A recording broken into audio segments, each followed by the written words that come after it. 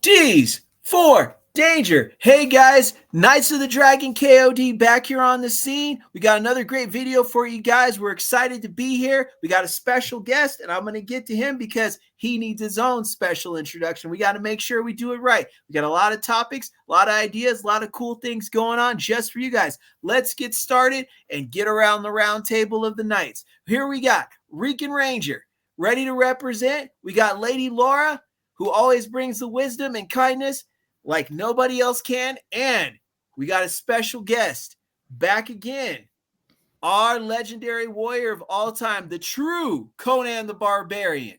Yes, sir. The true Solomon Kane, the true Wolverine, the true warrior himself, the guy that takes the round table and breaks it in half and forges a new table underneath his beast mode law. The man from the jungle himself, the silverback gorilla, my close friend, my brother, OG Silverback, ready to give us some life lessons and law. Yes, sir. Right? The Man. best. Get around. OG Silverback here. Welcome to the show, guys. Thank you for having me.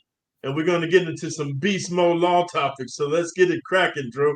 Yes, sir. All right. All right. OG, we're glad to have you on the show. We're glad that you're doing well. You look great. You got some cool shades on. You got the tat showing. The OG that I know right there. Cool breeze. So I'm really excited to have you here. And, you know, thanks for having me, guys. We want you to do what you do best. But there's one thing I want to throw out at you. If you could, I want you to talk about your connection with the Ernie Reyes Jr. and Sr. family and your introductions into martial arts. Okay, guys. So really quick, when I got out of prison, man, I was paroled back to Salinas, California. So if you Google Salinas, California, it's in Central California. And it's like a battleground because all the Mexican mafia from Northern California, the Mexican gangs is trying to move drugs down to Southern California. And all the Southern California gangs is trying to move up to Northern California. They meet in the middle. Salinas is like, dude, it's like Beirut. It's like a battleground. There's a lot of martial arts there, a lot of kickboxing, taekwondo, all types of martial arts. Because a lot of, unbeknownst to people, a lot of gang members know martial arts, man. Like if you notice, a lot of cage fighters come from prison. Right. So I'm telling you that because in that area, Ernie Reyes Jr. and Sr., they have a well-known martial arts ranch, and it's in Castroville, California. So you got Salinas, California. It's like going from New York to New Jersey, Rican. Right. You go to Castroville, California, headed up north. They got acres of land, Drew. It's a ranch. You go there, you learn all kind of martial arts. They even do movie martial arts. Ernie Reyes Sr., bro. I knew him and I saw Ernie Reyes Jr. growing up when I used to train martial arts like Taekwondo and kickboxing. Right. With those guys, I seen Ernie Reyes Jr. since he was a kid, Drew. You can see he had talent. I don't know if it's the way his father raised him, but this dude was always very adventurous martial arts, doing gymnastics, rolls and flips, kicking high, spinning kicks. And I watched the dude evolve. Unfortunately, I moved away, and I didn't know he was going to become like Teenage Mutant Ninja Turtle dude. You know what I mean? That's how funny life is. But I remember when he was a little dude, man, and now he's a big famous dude, man. I used to watch Surf Ninjas on repeat when they had it on Disney Channel all the time. Every time it was on, I watched it, man. Drew representing with the shirt. Yeah. He's still busting signatures to this day. Man. Those two movies are iconic. He's got, man. The Turtle movie and that one right there. I grew up with that shit. I love it. Yeah. So, shout to Ernie, man. No, absolutely, guys. And I'm going to pass around. I threw a question. Rican, you got a question? We'll pass it to Laura I got next. a good one for OG. Okay. It's an old video game back in the day. It used called Def Jam Fight for New York. And you used to create a fighter in the beginning of the game, right? And I used to love this feature because it gave you 5 different martial arts to pick from. And you could only pick 3. And then your creative fighter was based on those 3 styles. But which way you ordered them would change the dynamic of the fighter. And to me, that's a lot like real life. So Yeah. if you were to play my OG Silverback Gorilla Ranger in my movie, what would be his main 3 styles? I know for Rican, I'm a fan of Krav Maga, traditional kickboxing, and definitely Wing Chun Jeet Kune Do. Those would be my 3. So if you had to pick the pinnacle of your fighting styles, you only had 3, or you know what I'm saying? Kick that shit for me. Which one is necessity, you think, to be who No, you are? I like your choices, Rican, but I'm just sharing with you guys my opinion because, like, man, hey, Drew, I don't think there's one best martial art or one Yeah. best style, or Right, I don't know. That's just me, guys. I think that every martial art has its pluses and minuses. right. But for me, Rican, I like your choices. Like, you threw me off with that. I like the Krav Maga and all that. I like Yeah, it. yeah. But for Like, me, I like to keep it simple. That's why I was telling Laura to do the kickboxing. For me, right, my 3 would be number 1, wrestling. And I'm going to tell you why, Rican. I'm going to tell you why. If you really know wrestlers in real life, and I'm not talking about WWE, I'm talking about real wrestlers with the cauliflower hair, right. and they got the slumped over turtle body. Yep. Those guys are dangerous because they're very tough. And if you don't knock them out when you kick them or punch them, they put their hands on you. Hey man, if a real wrestler gets his hands on you, dude, like there's nothing you can do. He's like Yeah. an anaconda, in my opinion. He's gonna choke you out, submit you. This is not BJJ. Hey Drew, I'm Right, talking about old school wrestling, like Greco-Roman freestyle, where they slam you to the pavement like that. right, That's my number 1. right. Number two for me would be karate. And I'm gonna tell Okay. you why, because karate's got a lot of punching and blocks and elbows and knees like that. It's almost like I'm talking about real karate. I'm Right, not talking about this American karate. Real right. karate is almost like Muay Thai, Drew. They got a lot of elbows and knees and kicks like that. And then Yeah, my last one would be boxing. right, And the reason I like boxing teaches you about footwork, spacing, distancing. So if I can't throw a kick and you grab me, I can throw my punches. If I can't throw punches, I can grapple with you. And hmm that's just me because those are the foundation ones. But I really I like your choices, Rican, because those are the more evolved, like fighting yeah. I'm a little systems. flashy, OG. I Yeah, like yeah, to play defense. You it's know, really good. I like it. I'm not a No, big dude. You know, I'm yeah, 6'2", no, exactly. 180. No, I I like it. protect the center Yeah, line. You know what I'm I saying? I see where keep you're people going. Yeah. getting in. You No, know, with the that's G the truth. Kundo, you got all the cool stuff. But Yeah, for me, you asked my opinion, and like I said, there's no best styles. But for me, right. I would It's do all the style. karate, the wrestling, and the boxing, man. Yeah, deadly And I feel combo. like I could be doing I can do some deadly stuff. But on a separate topic, I want you guys, when you get a chance, Laura, to Google the fight scenes between Mike Tyson and Steven Seagal. Have you seen these, Drew? Mm-mm. I think I saw him a while ago. It's been a I saw while. the Donnie Oh, Yen one. Donnie Yen was okay. like an Ip Man. One of the Ip Mans. Yeah, there's a clip with that. There's a clip with Steven Seagal. There's a clip with some other dudes that I didn't even know Mike Tyson was in martial arts movies. So it shows Yeah. like how boxing would do against Right, right, traditional martial arts. So those right. are my 3, Rican. Awesome, awesome. What about you, Laura? Got any Oh, Anything for the questions? OG? You got a question for the OG? yeah. I was wondering because I'm all about the mental health aspect. Beautiful. What what do you think would have um helped you as a growing boy when you were growing up, um, not go down the route that you unfortunately had to? Like, what would have helped kind of steer you in a different direction? Um, and what do you think that we can do for our youth to help steer them in a good direction? That's a good question, Laura. Like I Right. said to Rican, I don't know everything. I'm just giving you my take.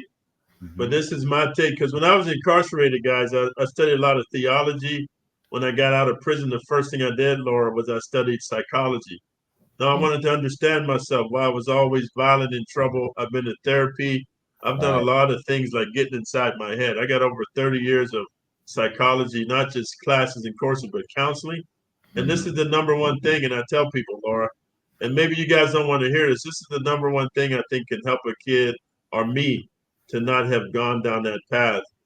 And the parents, man, don't have kids when you live in the hood. Mm. No, I'm gonna tell you why. My mom was the greatest mom ever, Drew. She was mean and she beat me because she didn't want the streets. We can understand she didn't want the streets to take me, but no matter what my mom said to me in the house, Lord, no matter how much she beat me to be a good boy, made me go to church and try to be a good dude. Once you go outside the doors of the projects and the cold winters and you're going to school with the hustlers and the jackers and the muggers, hey man, you turn into an animal. So what I tell, in my opinion, Lord, the number one thing I tell people, like for me or anybody, if you live in the hood, don't have kids, man, because hey Drew, they got this thing called nurture versus nature, and you can do a study on it. Oh yeah.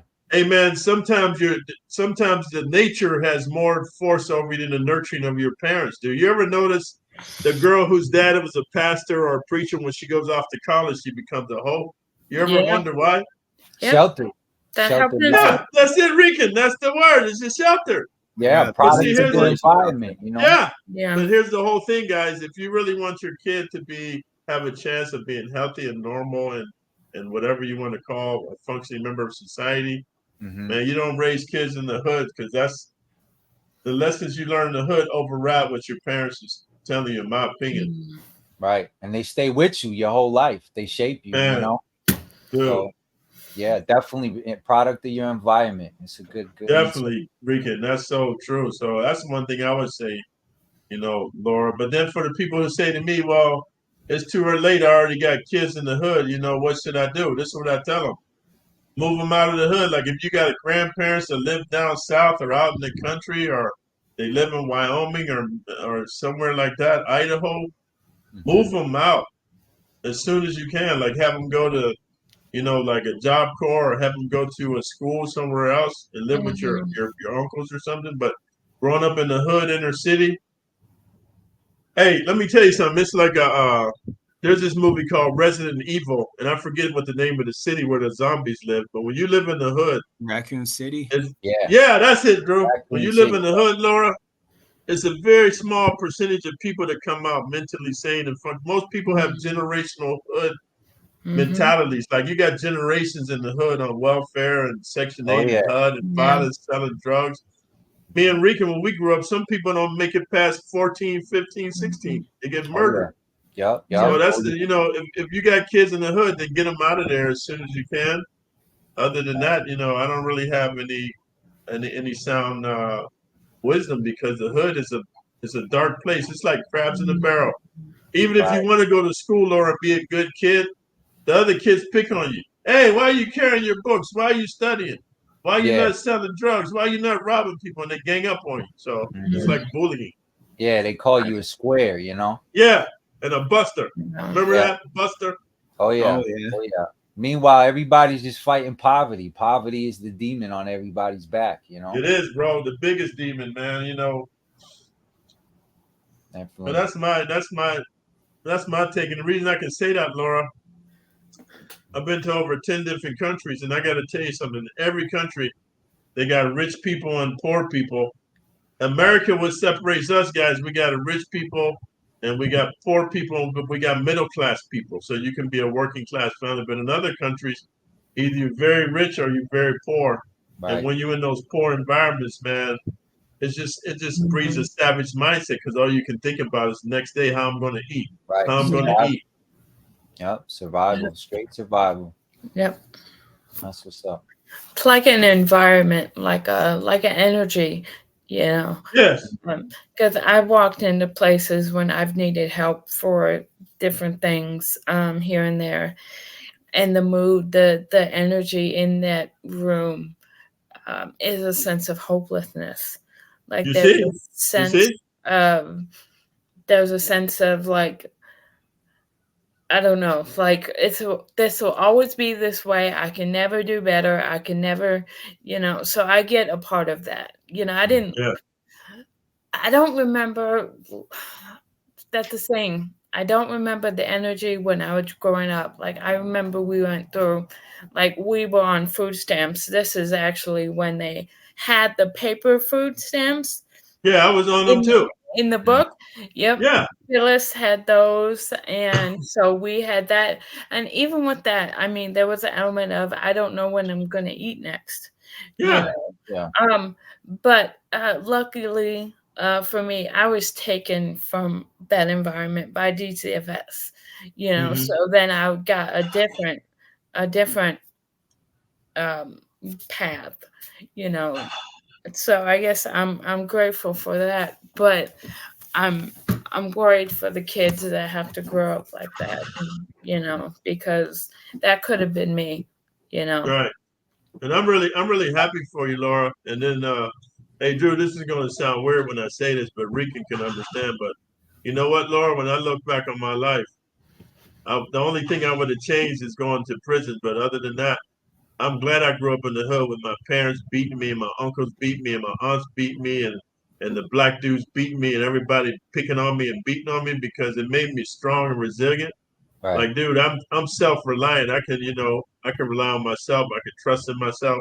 I just know there's kids nowadays, and I'm not jealous, but kids who have both parents and the parents like they coddle their kids and don't make them, they keep them sheltered, like Rican was saying. That's a recipe for disaster because what's going to happen when the kids, when the parents is gone? Like, say the parents have an untimely death, right? The kids don't know how to fend for themselves. So I talk to my brothers all the time, Drew, my cousins. Man, I'm thankful I grew up hard, man, because even in corporate America, I can play like I'm soft and smart, Laura. I can play that role. But deep down, I know, man, I'm a savage and I'm really proud of myself. And so I know that sounds kind of weird, but I'm happy for my upbringing in the hood. I just tell other people, like when they ask nice people like you who ask me, I tell them don't raise no kids in the hood. Don't do it. And the next thing I tell them, Drew, like you might not like this, Drew, but I tell them don't join the military, man. I tell them go to college. Like even if you got to go to community college, even if you got to get your GED, you got to go to Job Corps, you got to go to a trade school. Don't go to the military. Here's why, Drew. And I'm proud of your brother. I really respect your brother what he's doing. But the military is two paths in there. It's just like Puerto Ricans, man, that come to America. In the military, you can become a very honorable dude, righteous dude, saving the world like your brother Drew, or you can just become a worse kind of a dude. Like when you do these campaigns and stuff, Laura, they don't show you this, but a lot of times when we go on these campaigns and these conflicts, a lot of dudes in the military be raping women, man, killing kids because they just on a mission. No, they don't tell you this on TV. And you can become a dark dude inside. You become a very dark dude, a very inhumane person. So I recommend the average person shouldn't go to the military unless you have a really good heart. Like you would do good in the military, Laura. You would do good because you got a good heart. You wouldn't be allowing dudes to just slaughter kids and rape women. You'd be like, hey man, that's not what we're here for. But then a lot of cats got some dark stuff in their minds, and the military gives you the opportunity, like this, Drew. Let's say you got a wimpy dude grow up in the hood, get beat up all the time by big black dudes, right? Let's say he's a little wimpy white dude. Now you give him a badge and a gun. What happens to him, Drew? Man, he kills black dudes, man. He rapes black women. He does what he wants. Why? He has years of suppression, Laura, years of people bullying on him. Now he's got a badge and a gun. He's got a license to kill. So all those years that he was getting bullied on and beat on, why do you think there's so many bad cops? Because those were the kids that were getting beat up. So I'm just saying, that's my opinion, Drew.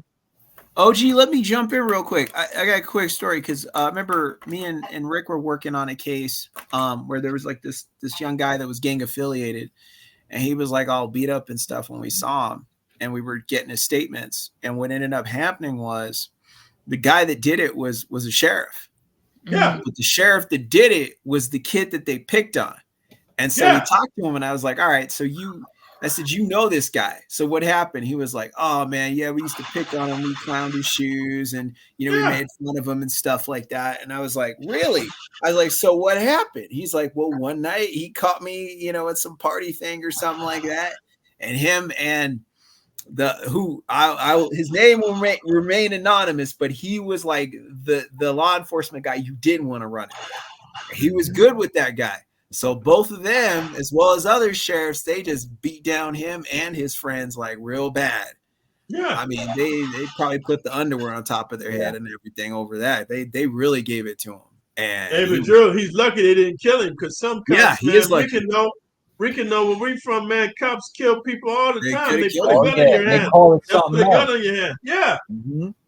Well, I They do coulda want to killed him. chime You in. guys are right. They could have I killed him. think So it's that's what I power, told OG. I think when they get power, it's like money. It amplifies what's in the heart. Yeah. You know what I'm saying? So like God does, it's intention. God judges intention of the heart. So when you get money, you get power. Two of the same thing. Same with women and you know what they got. It's how somebody uses their power. It determines who they are. So when they get money and power, it's just gonna amplify whatever they got. Whoever you are in the core. It's like, Lord, they have a saying from Spider-Man. With great power comes great responsibility. A lot of people think that's a cute saying, but what Rick is saying is true. If you really want to know who somebody is, give them a lot of money and a lot of power. You get to see who the fuck they are. Because Exactly. power, absolute power corrupts. You know what I'm saying? And you got to have a good moral conscience. You got to be like, and I'm not picking on you, Rican, but you got to be like Laura and Drew to get absolute power and not get corrupted. Because I'm going to tell you something. Rican. When I went from being poor, I got out of prison, I was homeless, and then I met Elon Musk, and he started paying me a lot of money. I became very, very rich. I'm not gonna lie to you, Rican. It corrupted my mind. I can do what the fuck I want. Now I'm rich. I'm not gonna lie to you, my friend. Because I went from being very poor, Drew, homeless, nowhere to live. Now all of a sudden, man, I'm making $300,000 a year, bro. Yeah. I can do what the fuck I want. Yeah, overnight. It changes you, man. I'm telling people don't believe it. Money changes people, man. Yeah, it does. Yeah. No, it definitely does. And OG, that's the interesting thing. I don't think Laura and Rican knew that you worked with Elon Musk and you worked with Bill Gates. Yeah, that's who I'm thinking of too. Yeah. No, that's what I'm trying to share with Laura, Rican, is growing up in the hood made me understand one thing, Rican. If I want something, I'm gonna have to take it. Not necessarily by force, but nobody's gonna give it to me. Right. So when I met Bill Gates and when I met Elon Musk and he offered me a job, man, I had the opportunity. He gave me a chance. He knew I just got out of prison. He knew I was in school studying computers. He's just so you know, he's from South Africa. He's over here. He said, I'm starting this company. You look like you're hungry. I'm gonna give you a job. And then my life changed. He didn't have to give me that opportunity. And then from him, I met Bill Gates. He taught me a lot. I made a lot of money in IT. I used to talk like this, freaking.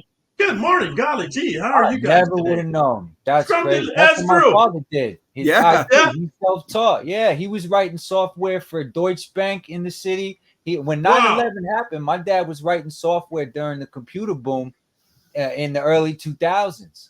He was rewriting Coca-Cola, M&M, Mars. My dad is a Brooklyn nerd. So but see, that comes from your dad being in the hood. Like he had discipline to read books. Yeah, he hit the books hard.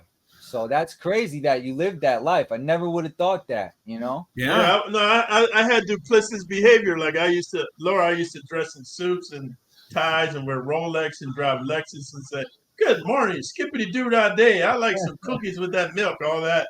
But deep down, I'm a savage inside. But I had to, I had to fake it until I made it. I had to get along with square people and get this. This was during the .com bomb, Laura. This is why they paid me so much. During the .com, they had these people called investors, right? And they would just invest money if you had an idea. Like, yeah, we're going to invent this thing called search on the internet where you can just search restaurants and we're going to do maps and directions. And the investors be like, okay, here's 50 million, make it happen. And they hire guys like me to build the servers and the software and stuff like that. And then they was making money, man. It was just crazy how much money they was paying back then. It was amazing. So you're a tech guru and an assassin, all rolled up in one. Yeah. Yeah, dude, I got a serious background in tech and psychology and martial arts. Yeah, and you went to the same gym as David Goggins. Oh yeah. When I was living in Vegas, let me tell you this story real quick, Laura. So I was in the military. I was a combat medic, and I used to do these deployments with these special forces dudes, and I always looked up to them, but. They was on a whole nother level, Rican. Like, dude, they on a whole nother level. But I always said to myself, man, I wish I could be one of these dudes, man. They just amazing soldiers. So then what happened is I started telling these stories that I was a special forces medic, right? Mm-hmm. So then I got exposed by Crazy Nick, and then the Guardians of Green Beret was going to send me to federal prison for 10 years because you can't make money saying you was special forces if you wasn't. So then I made a video recounting it. You know what I mean? Lost a lot of subscribers.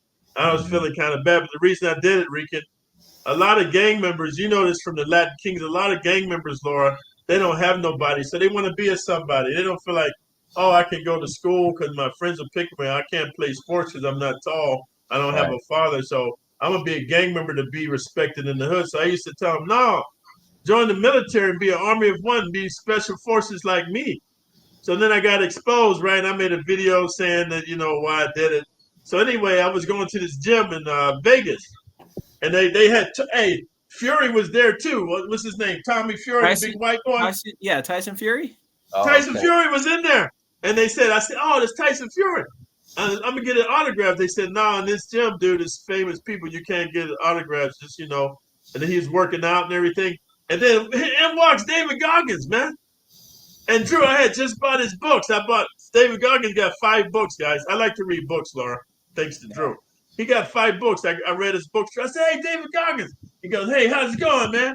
I go, hey, man, I follow you all the time, man. And because of you, I don't want to lie no more. He said, listen to me, man. Everybody lies, motherfucker. He said, the main thing, don't lie no more. And then once you apologize, move the fuck on. And I said, hey, can I work out with you? He said, man, I'm not here to play. I'm getting my workout and I'm leaving. And then that was it. Yeah. No, David Goggins is a savage in real life, man. Something's wrong with that dude. Yeah. No, hey, Laura, he was abused by his parents too. No, David Goggins, he's a very dark person. But he's not like you. He didn't take it and make kindness and love out of it. David Goggins, something's wrong with that dude in real life, man. You don't want to fuck with that dude. Hey, Drew, something's wrong with that dude, man. Yeah, that dude, because you told me he ran into the gym with no shoes on, and he did like 1,000 pull-ups and ran back out and waved at everybody, went back out and ran 20 miles or something crazy. Hey, hey, Drew. That's a bad dude. Hey, David Goggins runs through the hood of Vegas. Like, you know, Rican, every place has a hood. Yeah. Vegas got one of the worst hoods, man, because the people's on drugs and they murderers. Hey, David Goggins be running through there, man. Yeah. He don't give a fuck. Yeah. Just run through the hood. Because if you look at his record, he was pararescue for the Air Force first. That's what a lot of people don't talk about, but he did that first. After that, he got in the Navy, and then he wanted to do the SEAL thing, and he didn't pass Hell Week the first time. He went back the second time, and then he got it. And when he did the Navy SEAL thing, then he went to Ranger School and then got in the Army Rangers and then did stuff for them. And then he went into Delta, but he couldn't complete Delta because he had that health issue with his heart. So they had to take him out of the training. But if he had not gotten out of the training, he would have completed that. And knowing him, he probably would have gone to Marine Recon. And knowing that, he would have gone to the Green Berets. And knowing that, he just would have advanced out. But I mean, that's bad enough. You at that point, you done it all with what he did. You done it all, and he went out to the Middle East and did missions. You know, because people tried to challenge him. What's his name? Crenshaw, Dan Crenshaw. There was the Navy SEAL with the eye patch that is in Congress. Yeah. He challenged him, and he pulled out that top secret folder, and he's like, "Yeah, when I got out of the Rangers." And they had me do some special operations. This is the folder right here. So if he wants to challenge that, I went on more missions than he did. And I did more stuff than he did. And he got it right there. Yeah, but it was classified top secret, man. But David Goggins, man, like, hey, Ricky, you know how, like, Laura's talking about energy? Like, she went to the place and she felt the energy of helplessness. You from the hood, man. You know how you meet some dudes, you just don't want to mess with them. You just, I'm good. You can feel the evil, man. David Goggins, man. The 5 minutes I talked to that motherfucker, man, hey, dude, something's wrong with that dude. The way he was doing his pull-ups. He was battling. Yeah, man, he got the dark. Read his books, man. He'll tell you, man, I go to a dark place that nobody knows about. And that's where I get my strength. So if you read into that, Drew, he touches into your dark self, like his demonic self. Because the way he was doing the pull-ups, like he was like, you know how you see in the Exorcist movies where they elevating and shit? What's that called? Drew, when the lady was possessed. Yeah. Hey, bro, the way he was doing them pull-ups, like he's retarded, like he's just crazy. He's just going fucking crazy. It's very funny shit. Yeah. Sound like this, Drew. Yeah, son. You don't know me, son. You don't know me, son. And everybody looking at that motherfucker, he's crazy, man. Yeah. Hey, some people learn control crazy, OG, and they make it work. You know, so yeah. Hey, but man, guys, I gotta tell you, man, like my girlfriend's back with the stuff from the market. I gotta help her, man, because I believe in equality and stuff. But let's do this again next week. This time, guys. Yes, Last week I please. apologize. But yeah, definitely next whenever week you're ready, we'll OG. continue with the questions and stuff. But I got love for you guys, man, and Always. you know, I'm Always. proud of everybody. And then I'm gonna see you guys next week because I gotta help you on it, man. Okay. Definitely. All right, buddy. Thank you, OG. Okay, right, you're OG. welcome. you. Take care, everybody. Hey, groovy, man. All right. Hey, you want me to take us out? Take us Yeah. out. Yeah. Hey, guys, we got the wisdom from the master himself. You sit at the feet of the master, as OG always said, and we sat with the feet of the master today, and he blessed us with some wisdom. And Yes, he sir. told us, you know, crush your enemies, see them driven before you. He gave it to us. And we're happy to have him here. He'll be back next week, and we're going to do even more and get even deeper and get even cooler stories. So if you guys stay tuned, you will get some of this wisdom and your life will improve. And that's the big thing. I'm Drew Danger, Rican Ranger, Lady Laura, our awesome guest, OG Silverback. We're all signing out saying, join the Knights of the Table, join with us, and you will get the wisdom and understanding that you need. And we're here for you. Reach out to us anytime. You got struggles, you got anything, you just want to say hi, say hey to us. We're always happy to hear you. And remember, guys, it's always morphin time. It's always G for Gambit. It's always representing those positive, awesome things and conquering the demons in your life, staring down those demons and facing them head on and never backing down. That's what we're all about, guys. Knights of the Dragon KOD, we're out. Thank you guys so much. Okay, take care. Goodbye, everybody. All Bye, right, OG. OG. All right.